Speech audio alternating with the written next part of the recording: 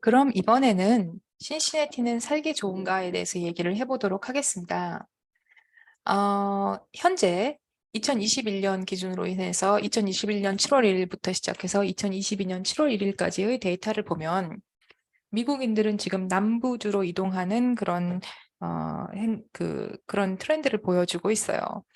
보면은 이제 여기도 내 얘기가 나오지만 젊고 대학에서 교육받은 흑인 미국인들이 그 북쪽과 서부 쪽에서 지금 남부로 이동을 합니다. 이유는 뭔가? 이유는 뭐냐 하면 이제 집값이 비싸기 때문이죠. The high cost of housing in the Golden State seems to be a big reason. 이렇게 나오죠. 그런데 신시내티는 남부주에 있지 않아요. 그렇기 때문에 사실 이렇게 보면 신시내티의 인구가 줄어야 되는데 데이터를 보면 신시내티 인구는 줄지 않습니다. 2009년을 제외하고는요.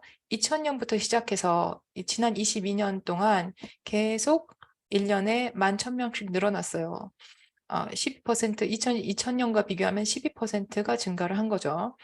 이건 참 재미있는 건데 뉴욕이라든가 시카고라든가 로스앤젤레스 같은 그런 거대 도시하고 비교를 할 수는 없지만 신시내티에서 운전해서 갈 수 있는 도시가 시카고인데 시카고 같은 경우는 2020년 기준으로 해서 지금까지 한 17만 6천 명 정도 인구를 잃어버렸단 말이죠.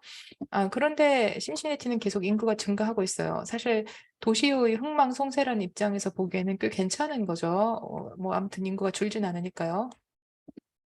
그래서 이제 신시내티가 뭐 엄청나게 부밍하는 도시는 아니지만 뭐 엄청나게 이렇게 활황이랄까 인구가 늘어난 도시는 아니지만 뭐 이래도 되는 건가? 이 정도면 뭐 충분한 건가? 여기 보면은 이제 그 이런 얘기가 나오죠. We are a relatively affordable region for now. 그러니까 뭐 이 정도면은 그렇게 비싸지 않은 도시다. 하지만 그렇다고 해서 우리가 집값 문제가 없는 건 아니다. 일단은 집이 부족하다. 만약에 집이 더 부족하게 되면 이제 이게 문제가 될 것이다.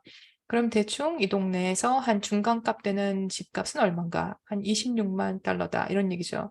예전에는 이거보다 더 쌌죠. 그러니까 2019년부터 시작해서 2022년 사이에 그, 그 집값이 138% 올랐다니까 여기도 상당히 오른 거죠. 그럼 시시네티의 장점은 뭔가? 일단 병원이 많아요. 병원이 많다는 건 그 집안에 이제 노약자가 있으면 상당히 강점이 되죠. 신시내티 넘버 원은 크라이스트 호스피털, 넘버 투는 신시내티의 이제 세인트 엘리자베스 헬스케어, 넘버 쓰리가 신시내티 베데스다 노스, 넘버 포가 이제 유니버시티 오브 신시내티 메디컬 센터입니다. 이 랭킹은 제가 만든 게 아니고 US 뉴스 앤 월드 리포트에서 만든 것이고요. 그리고 이 신시내티 칠드런스 하스피탈 같은 경우는 그 전 미국에서 3위를 했어요. 그러니까 아동병원으로 3위를 했어요. 그리고 오하이오에서는 아동병원으로 1위를 했어요. 물론 이제 넘버 3라고 얘기를 하면 혹자는 뭐 넘버 1도 아니고 2도 아니고 3인데 그렇게 대단하냐 이렇게 얘기를 할 수 있겠지만 늘 제가 얘기를 하다시피 미국에는 주가 50개이기 때문에 거기서 이제 3위 한 거 참 대단한 거예요. 자, 그러면 이제 대학은 어떠냐?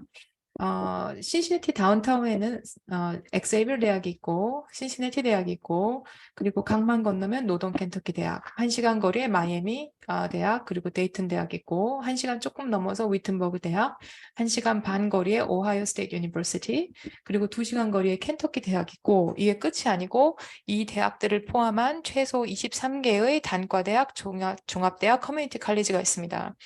이렇게 되면은 이게 요게 끝이 아니고 더군다나 신시내티에서는 엔지니어링, 유통, 소비재, 크로거, P&G, 뭐 신타스, 핍더드 뱅크, 뭐 웨스턴 앤 서던 파이낸셜 그룹 시작해서 꼭 이제 상장한 회사가 아닐지라도 여기 제너럴 케이블 같은 회사도 탄탄한 회사이고 그리고 이제 회계업계의 빅4라고 불리우는 딜로이트, 어니스트 영, PwC, KPMG 있고 엑센추어도 있고 그리고 이제 어, 본사는 아니지만 아마존도 있고 뭐 그렇단 말이죠.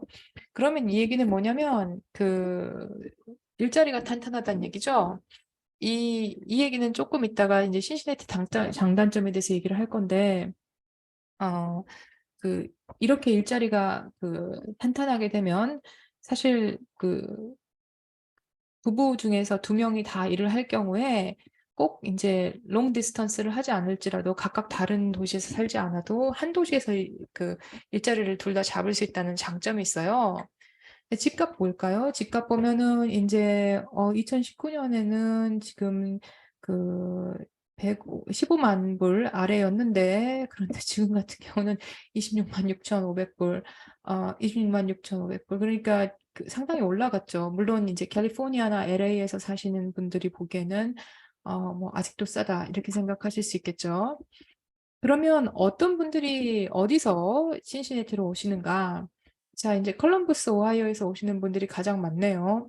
컬럼버스 오하이오는 오하이오의 주도이고 거기 오하이오 주립대가 있으니까 거기서 이제 학위를 받고 신시내티에서 그 일자리를 얻는 거 아닌가? 뭐 이런 생각을 해볼 수가 있겠죠.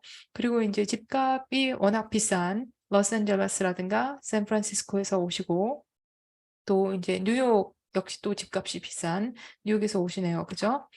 그리고 이제 어디로 가시는가 보면은 클리블랜드 오하이오로 많이 가시고, 그리고 플로리다를 많이 가신단 말이에요. 신시내티에서는 플로리다로 은퇴하시는 경우가 꽤 있나 봐요. 왜냐하면 이제 제가 그런 얘기를 들었는데, 그 신시내티를 대표하는 음식이 스카이라인 칠리예요. 뭐 꼭 스카이라인 칠리는 이제 브랜드니까, 회사이니까 칠리가 사실 신시내티를 대표하는 음식 중에 하나인데, 그중에서 그 하나가 스카이라인 칠리인데, 스카이라인 칠리가 그 지부를 두고 있는 것이 플로리다예요. 플로리다로 은퇴하신 신시내티 분들이 이 스카이라인 칠리를 그리워하셔 가지고 거기다 이렇게 그 지부를 냈다고 들었거든요. 그러니까 뭐 신시내티에서 돈을 벌고 그다음에 이제 플로리다로 가신 거 아닌가? 은퇴하러? 뭐 이런 생각이 들어요. 자, 신시애틀 또 어떤 특징이 있는가? 여기는 운동하는 도시예요. 오하이오에서는 가장 이 사람들이 이렇게 어, 체구가 이렇게 핏한, 그러니까 날씬한 사람들이 있는 곳이고, 그리고 미국에서는 어, 날씬하다기보다 적정 체중을 유지하고 있는 곳이고, 그리고 그 미국에서는 30번째로 그 적정 체중을 유지하고 있는 곳이에요. 그래서 매년 이제 5월이 되면 플라잉 픽 마라톤이라고 해서 이제 신시애틀에서는 이게 꽤 중요한 마라톤이 돼요. 다들 이제 달리는 거죠. 교통은 어떤가? 글쎄, 그냥 미국의 일반적인 도시가 그렇듯이 어, 차가 필요해요. 그리고 그렇게 대중교통이 엄청나게 잘 발달되어 있진 않아요. 그리고 그 자전거 도로가 엄청나게 잘 되어 있진 않아요. 하지만 뭐 그렇다고 해서 또 자전거 도로가 그 지역에 따라서 또 없는 것도 아니고, 또 하지만 또 그 대중교통이 아예 없는 것도 아니에요. 장단점 한번 얘기를 해볼까요? 이 장단점은 제가 만든 것이 아니고, 여기 아래에 있는 이 웹사이트에서 가져온 것인데, 일단 장점은 다양한 산업 기반, 탄탄한 잡마켓, 그리고 생활비가 뭐 비싸지 않다. 전국 평균보다 항상 조금 낮아요. 그리고 대학 옵션이 많다. 그리고 서버브가 됐든 아니면은 뭐 다운타운이 됐든 뭐 꽤 괜찮은 거주 옵션들이 많이 있다. 다운타운이 좁지 않았다. 시내와 근교에 공원들이 꽤 많이 있고, 그리고 근처 자연이 괜찮다. 뭐 식문화가 괜찮다.